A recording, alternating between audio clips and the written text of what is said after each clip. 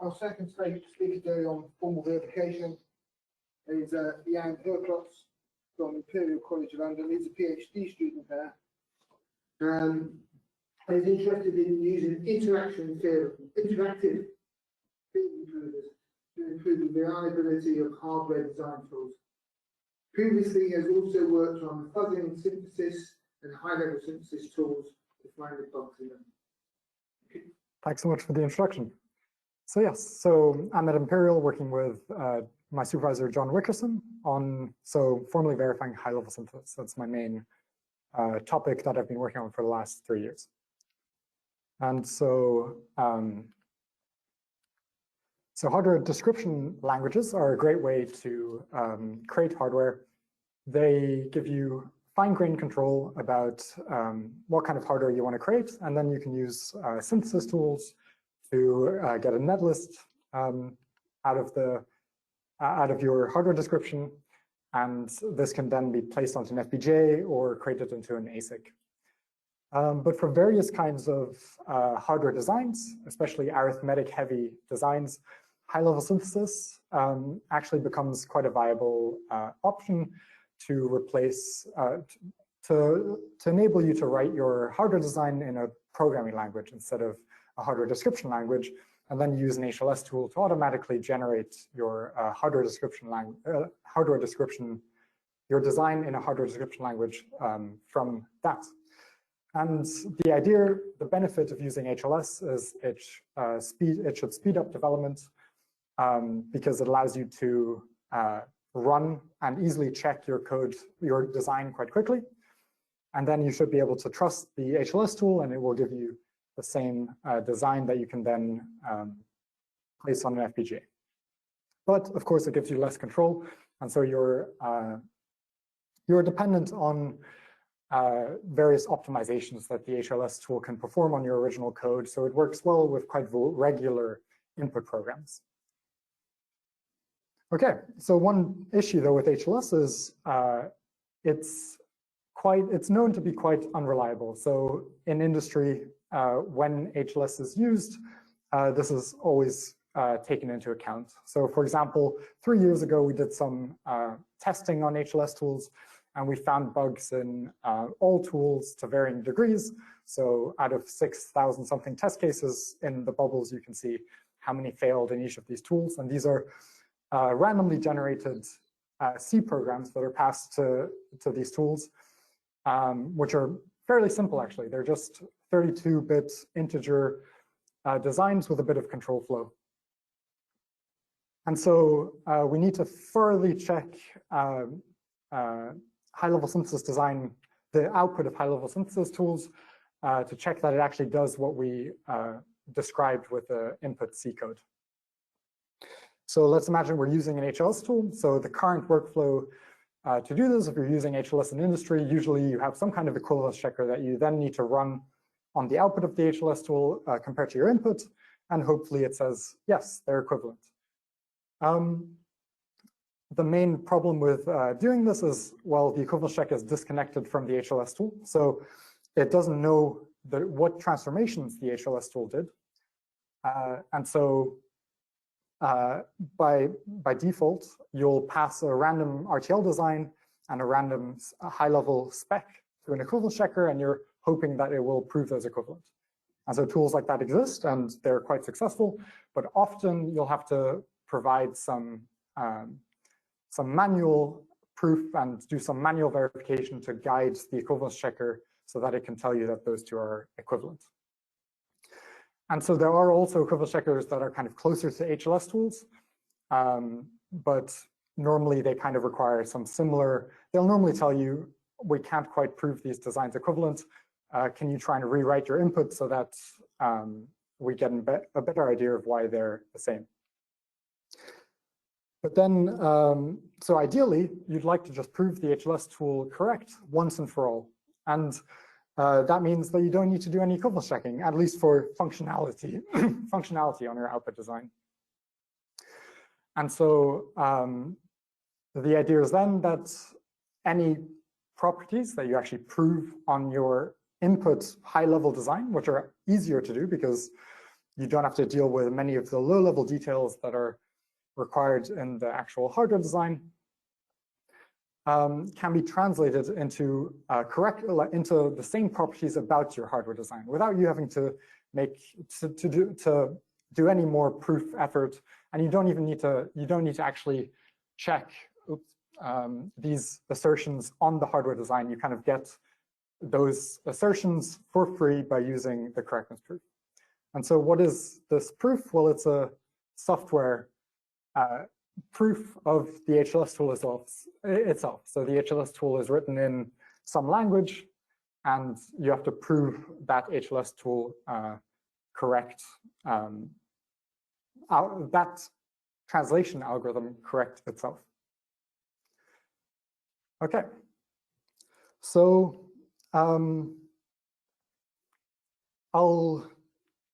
kind of describe, so that's kind of what we tried to do over the past 3 years, and so I'll describe I'll give an idea of how we try to go about that. So so there's an existing formally verified C compiler called compcert, and it's been used, its main purpose in the industry has been to move software used by Airbus for their various chips that they're using on their aircraft from manually written assembly to C code, so that you could use C code to program these programs instead of using manually written assembly. And so compcert was formally verified and allowed them to make this change. And so our idea was then we use compcert because it takes in C, and we can kind of jump out at some intermediate language, in this case 3AC. It's kind of like an assembly-like language with infinite registers. And we can branch out and do a bunch of HLS-specific optimizations, like scheduling and operator pipelining. And finally, we output some Verilog. And so it's currently a work in progress. We don't really support many C features in practice, but we do support a few things listed there. So how is the compiler actually formally verified? So it's verified in an interactive theorem prover. And so this is actually what the final correctness statement looks like that we have to prove. So we have the compiler here is actually written inside of the interactive theorem prover. And in our case, that's our high-level synthesis tool. And it takes in a program and outputs a Verilog design for us. And then given that we know that we use our HLS tool to do this translation, we need to, and given that the design has some kind of behavior, so behavior is kind of vague, but for example, we care about the behavior that it outputs some value when some signal is high, then the initial program should have that same behavior when you execute it. So it should return that value, maybe. And so we're using Coq to do this, and we kind of write our whole high-level synthesis tool inside of Coq. So we use the Coq function will encode the actual high-level synthesis tool, and then we use relations and properties, which are various ways to describe behavior inside of the theorem prover to describe how it should execute Verilog or how the initial program executes. And finally, we actually prove in these ... that this theorem holds. And once we know this theorem holds, we can use this theorem. If you have a property that you know about your program, then you can use this property, this theorem, to show that it must hold on your Verilog design as well. Of course, the caveat is that you actually need to prove this property in Coq as well, but there are tools to do that. Okay, so I'll try and give you a bit of an idea of like how do we even develop these proofs inside of Coq. So here I'm just taking one of the languages. So I'll just go back quickly. So here we have a bunch of translations. And so I'll just pick this translation as an example. And what it does is it translates some kind of parallel assembly code and translates it into a state machine.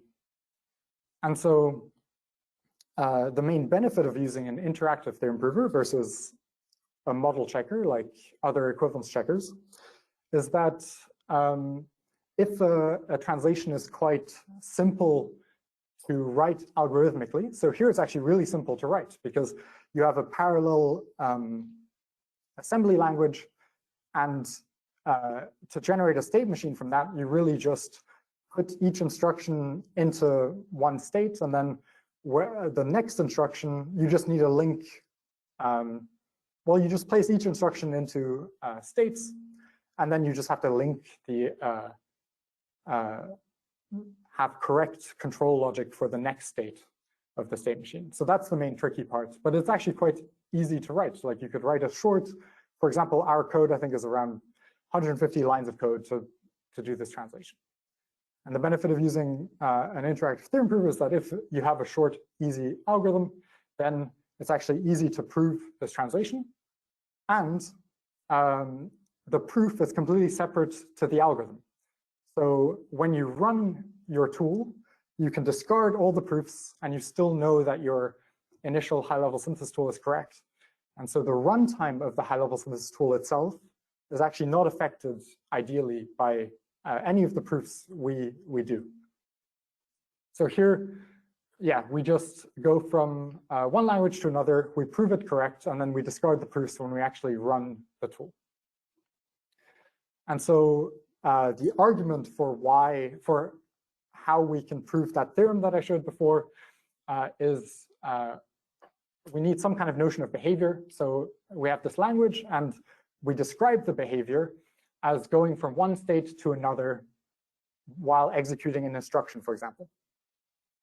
And then what we need to show is that if we start with a similar state to the state we started with here in our state machine language, and we then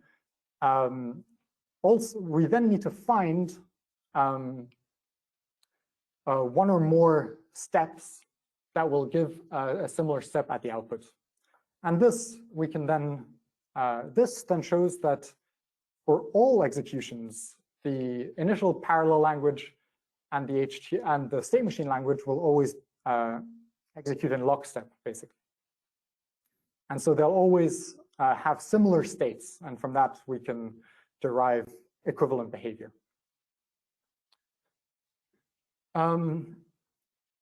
But in practice, especially with a high-level synthesis tool, there's some translations that aren't actually as straightforward to write down. For example, scheduling, where you go from like some kind of sequential version of the program to a parallel version of the program, is actually much more difficult to write because there are a bunch of heuristics you want to take into account. There are a bunch of different scheduling algorithms you might want to try. There are a bunch of scheduling decisions you can make. Do you want as soon as possible, scheduling as late as possible? Like, there are a lot of heuristics and adjustments you can make to the schedule during this translation. And so here, our scheduling algorithm is much bigger. It's a few thousand lines of code. And so that's much harder to verify in an interactive theorem prover. So here I'll give a quick example. For example, you might have these two lines executing one after another, and they're mutually exclusive. So you won't execute both. You'll execute one or the other. And so the scheduler will execute them in parallel because they don't affect each other. So then we don't want to verify this directly because there are a bunch of heuristics we don't want to deal with. So instead, what we can do in an interactive theorem prover is we can write a specialized equivalence checker just for this translation. In our case, this is symbolic execution. So you go from the code to a more mathematical view of the code in terms of initial states. And then you can compare these directly. And so because we have functions for that, yeah, we just have a more mathematical view. It's much easier to check that these two are the same than the initial code, especially when it gets more complicated. And so we can, so then we do still need to prove that if this checker succeeds, so if it finds them two equivalent, then we still need to show that it's that our simulation diagram from before. So we still need to show the same property of like lockstep between the two languages based on this external checker. But that works, and that simplifies the proof a lot. And so one of the main benefits of working inside one interactive theorem prover and not using multiple tools to combine proofs of different passes is that once you have proven these different translation passes equivalent, you can combine them into one big proof. And this means that you do get that correctness, that theorem that I showed at the very start, that you can then use within that interactive theorem prover to translate any properties that you've proven about your input here, and you automatically get them about on your output just by applying that theorem. And so the other thing I kind of want to talk about here is that kind of the trusted computing base of your verification. So often when you do equivalence checking using a model checker, the model checker is quite large. It's probably a few million lines of code for those hardware equivalence checkers. And so you actually do need to trust that that equivalence checker is correct when you're passing it two designs and it tells you, yes, they're equivalent, then you need to trust it that they're equivalent. And there have been bugs that have been found in these equivalence checkers. The benefit here is that we don't have to trust our equivalence checker. So our equivalence checker runs here, but that's something you had to know when you had these passes separate. But when you combine them, it's irrelevant how you actually prove this correct, as long as it's actually, as long as you've actually got a proof of that. And so you don't have to trust this equivalence checker correct. You get this whole proof either way. What you do have to trust instead is that the way you described your inputs, like the execution semantics, so you have to somehow describe how your language executes on the input and your output language. And so that has to be, you have to trust that that is correct. But that usually is a fixed piece of code that will never really change, and it's around like 400 lines of code for us. And so you just have to read it once and trust it once, and then you can trust the whole rest of the proof, which might be a few thousand lines of code, or 100,000 lines of code. And the other thing you need to trust is the interactive theorem prover itself. And you might think that that's a huge piece of software, and it is actually a huge piece of software, but the only part you actually need to trust is the kernel that checks your proof. And so that's also only a few thousand lines of code. And so if you're vigilant enough, you can kind of read and just make sure that those 10,000 lines of code are doing what you expect, and you can trust all of the proofs that kind of come out of this interactive theorem prover. Okay, so now I'll talk a bit about the performance of our tool, and I'll give a disclaimer that this is performance on the initial version of our tool, which was released like a year and a half ago. So we've done a lot of improvements, but I don't actually have, I just got benchmark results for that this week, so they weren't ready in time. But this will just give an idea of how it performs compared to existing tools. So initially, the really bad news is that if you just pass or in a random piece of C code to our tool, it will be you'll get a design out that is around 27 times slower and also way worse in area. And the reason for that is actually just one thing. It's we're just trying to make our lives easier, and we just used a combinational divider when you do a divide in your C code. And obviously this is bad. And so this means our execution, so on the top, we have execution time. So that's total execution time of the program in terms of cycles and the max frequency that can be achieved on, in our case, Xilinx FPGA. And then on the bottom is area. And so this is relative to an open source high-level synthesis tool called LegUp, which is also quite old, so makes these results even worse, I think. But yeah, so then we have different versions of it. So this is relative to it. So if the bar goes underneath, you're better than the optimized version of LegUp, and the green bar is us, and then orange is LegUp unoptimized, and blue as well in various different degrees. But then the better news is you can just replace, so instead of doing all the manual work to actually implement a better version of division for this version of Verisert, we just decided to call a function anytime you do a division, which implements the division in software, so in C code.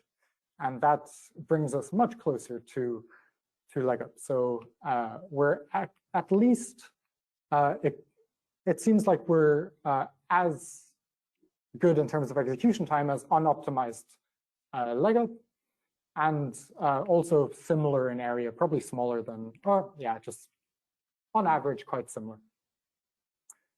But this was Verisert without any of the optimizations that I kind of showed in the initial slide. So without scheduling actually even. So now I can say we just did the benchmarking now, and with scheduling, we're actually as fast, maybe 1.2 times slower than optimized LegUp, which is quite good, but there's still a long way to go. Especially, so LegUp builds on LLVM. LLVM has a bunch of optimizations, which ComCert, the kind of C compiler we use, doesn't have, and so that also kind of leads to some difference in speed and between the two. And we've also fixed this division error, so or division like issue. We now have proper support for pipelined operators, and so you can have like a pipelined division in your output design. The other thing to look at is how reliable is our tool. So as I said, we kind of found bugs using this random C generator and a bunch of other HLS tools. And so we should have 0 bugs. Well, actually kind of not the case. And that's actually kind of surprising. But it turned out that this was a mistake in how we pretty printed the Verilog code. So we have Verilog internally in the tool, which we know is correct. And so when we printed that to a text file, we had one operator which we printed wrong. And so there are always ways, even in a fully formalized tool, that you can still have bugs. But ideally, it should be, there's not that much code that can actually contain these bugs. And so once we fixed that, we couldn't find any more bugs using this technique of testing using random C code. So just to conclude, I hope I kind of managed to convince you that it might be useful to have a verified high-level synthesis tool, especially if you really care about the correctness of your hardware, to the extent that you're actually proving properties about your design C code in an interactive theorem prover. And there are a lot of benefits of having a formally verified HLS tool. So proofs should ideally just disappear at runtime. So actually, when you run our tool, it's actually quite a bit faster than LegUp, just in terms of like giving an output, because we don't do scheduling and stuff like that. And proofs shouldn't have a cost when you actually run the tool itself. but it still allows you, if you have to write external checkers to check various different small transformations in your tool. But you don't actually have to trust these checkers. You still have to prove that your checker is doing the right thing, and that if it succeeds, then the two actually behave the same. And yeah, it seems like we're getting closer to performance of high-level synthesis tools, but we do need to compare against high-level synthesis tools that are actually used in industry, like Vivado HLS, especially for FPGAs. We're probably going to perform much worse against those. And so there are a bunch of things we're working on. So currently I've finished a proof on the predicate-aware scheduling. So we've got proper scheduling, we've got proper pipeline operator insertion, and there are a few things we've also experimented with. So resource sharing at the function level has actually been trickier than we thought, and so that was interesting to find. And we'd also like to support loop scheduling, which is a much more advanced optimization. And external modules are also not supported, so you kind of need to build in your external interfaces into Coq before you're being able to use them from your C code. So that's also something that would be nice to work on. So thank you, and let me know if you have any questions.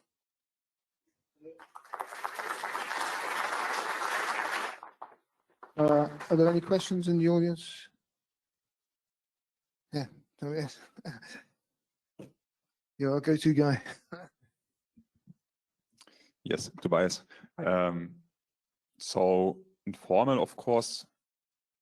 How does your proof scale with complex algorithms? So of course I can see that if the algorithm is quite simple, I can see it work. But let's say you have, I don't know, some private key computations, yeah, or some deep matrix multiplications, which are typically applications for HLS, which are technically hard to verify with formal-based approaches. So how do you deal with that? Yeah, so that is actually something you'd prove about your input C code, right? And then that your algorithm that you wrote in C is correct. So there actually has already been a bunch of work on verifying C code, cryptographic C code, using CompCert for use through CompCert. And so we can actually just reuse those proofs, and we get a hardware design out of that that has those same properties. Of course, it's C code that wasn't written for HLS, so it'll perform really badly. But the correctness properties will just, you can just apply the theorem in the theorem prover, and you'll get those properties for your output design. I have to think about it. So in the, there are various ways to prove stuff about your input C code. You normally use like Hoare triples, and you assume something holds, and then it holds at, like some property, like there you can prove invariance about your program. These, in this case, these all have to be proven in Coq, which is an interactive theorem prover. So it's quite a lot of work to prove them. You have to manually basically prove them, but it allows you to prove any properties. It's just quite a lot of effort. But then you can prove them about your algorithmic design, which is the benefit. So then once you've proven them about your C code, you've got this proof. And the nice thing is once you have that proof, so you've written it manually, it's probably more than 1,000 lines of code, complex. But now that you have the proof, you can just use this theorem to translate that proof. Like you're assuming you're now using the HLS tool that we've written to translate it to hardware. Well, it comes with this proof that's of correctness that then translate properties from. Well, you know that they're equivalent, so any properties that hold on your input will also hold on your output design. And you can just apply the theorem to get this. You don't need to do any other checking. I see. So yeah, it's just a way, it's quite a different way to verify software using an interactive theorem prover. It's definitely not automatic. It's a lot of manual work to try and get that property working. Yeah. Okay, any more? One more question, then we'll break for lunch. You don't want to be at the back of the queue.